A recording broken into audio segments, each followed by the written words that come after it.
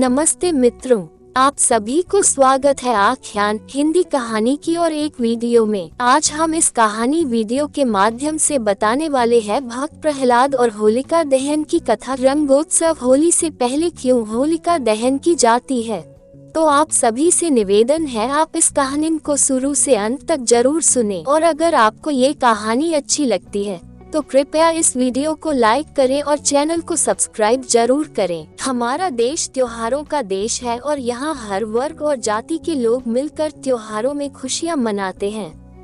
हिंदू धर्म में होली का पर्व प्रमुख त्योहारों में से एक है, जिसे हर साल बड़े ही हर्ष और उल्लास के साथ मनाया जाता है। इस दिन सभी लोग अपने गीले शिकवे भूलकर एक दूसरे को बधाइयाँ देते हैं और रंगों से खेलते हैं।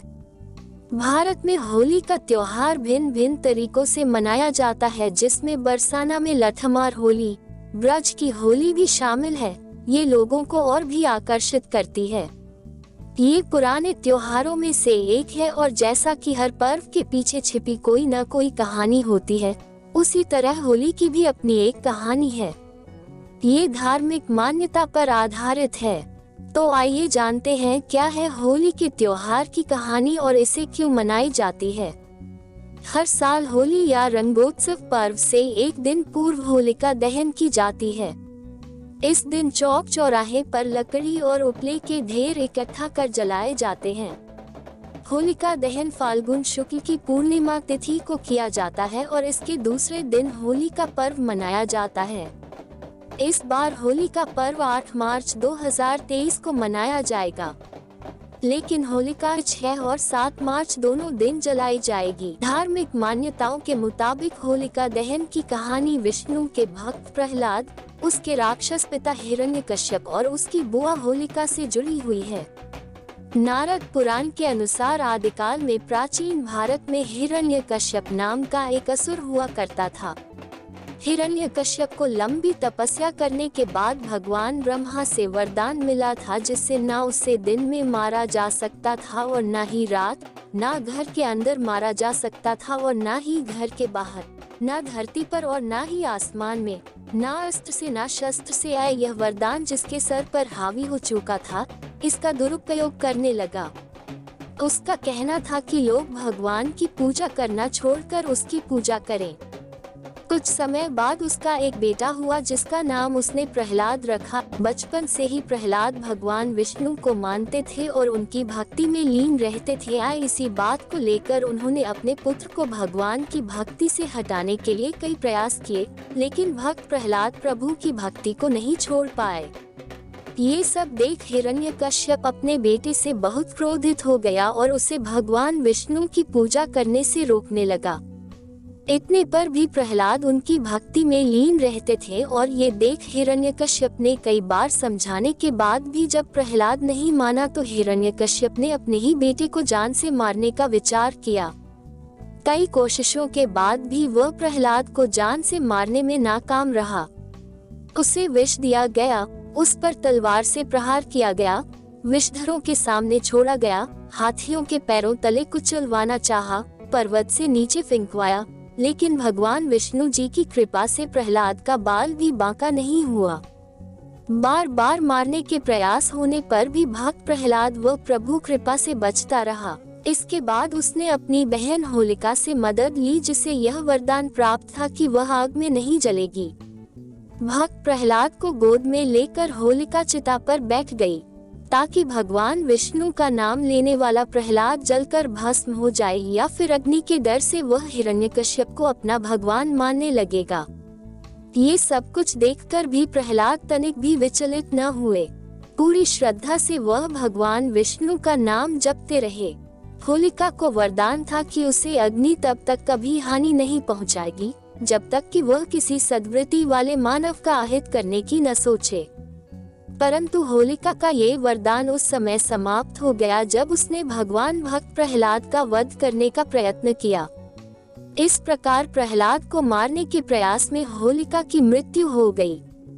होलिका अग्नि में जल गई, परंतु नारायण भगवान की कृपा से प्रहलाद को कुछ भी नहीं हुआ।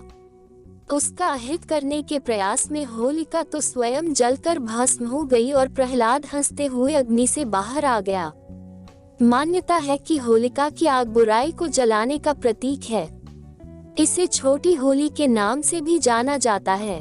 इसके अगले दिन बुराई पर अच्छाई की जीत के उपलक्ष्य में होली मनाई जाती है।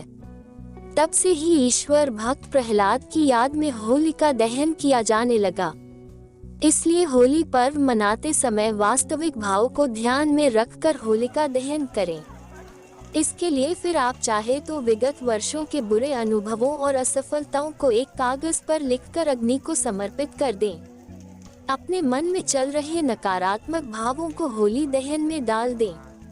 तभी आप भी सकारात्मकता सोच से आगे बढ़ते हुए प्रहलाद की तरह ईश कृपा के पात्र बन सकते हैं। होलिका दहन के पूर्व पूजन के दौरान असुर राज हिरण्यकश्यप और भक्त प्रायण प्रहलाद की यह कथा पढ़ने का विधान है। मान्यता है कि जो भी जातक इस कथा को पूरी श्रद्धा से पढ़ता या सुनता है, उस पर श्री हरि विष्णु की कृपा बनी रहती है। उसकी सभी मनोकामनाओं की पूर्ति होती है। साथ ही जीवन की सभी परेशानियां भी दूर हो जाती हैं। सुख समृद्धि का वास होता है। ऐसी मान्यता है कि होलिका दहन की लपटें हमारे शरीर और मन के लिए बहुत लाभकारी होती हैं। ऐसा माना जाता है कि इससे कई शारीरिक समस्याएं दूर होती हैं और बुराइयों का नाश होता है। होलिका दहन की अग्नि नकारात्मकता का नाश करती है, वही वैज्ञानिक दृष्टि से इसकी लपटों से वातावरण में मौजूद कई कीटाणुओं को नष्ट करती है। इसके अलावा ये पर्व मुख्य रूप से वसंत ऋतु यानी कि फसल के समय मनाया जाता है, जो सर्दियों के अंत का प्रतीक होता है। होली में रंग खेलने का महत्व। होली में रंग खेलना समाज को एक साथ लाने और एक दूसरे के बीच की दूरी को कम करने में मदद करता है। ये त्योहार हिंदुओं के अलावा अन्य धर्मों में भी मनाया जाता है। ऐसी मान्यता है कि इस दिन रंग खेलने से शत्रु भी करीब आ जाते हैं और मित्र बन जाते हैं। वास्तव में होली का पर्व सभी लोगों को एक दूसरे के करीब लाता है और आपसी झगड़ों को दूर करने में मदद करता है। इस दिन सभी अपनी पुरानी लड़ाइयों को भूलकर एक दूसरे के पास आ जाते हैं और अमीर गरीब के बीच का अंतर भी दूर हो जाता है। ये पर्व भाईचारे की भावना को बढ़ावा देता है। अगर आपको ये कहानी अच्छी लगी हो तो इसे अपने मित्रों और परिवार के साथ शेयर करें और उस वीडियो को लाइक करके अपना प्यार और आशीर्वाद दें, ताकि ऐसे ही कहानियाँ आप लोगों के समक्ष लाने में हमें मोटिवेशन मिलती रहे। कृपया आख्यान हिंदी कहानी चैनल को सब्सक्राइब जरूर करें और अपने विचार हमें कमेंट बॉक्स में जरूर बताएं।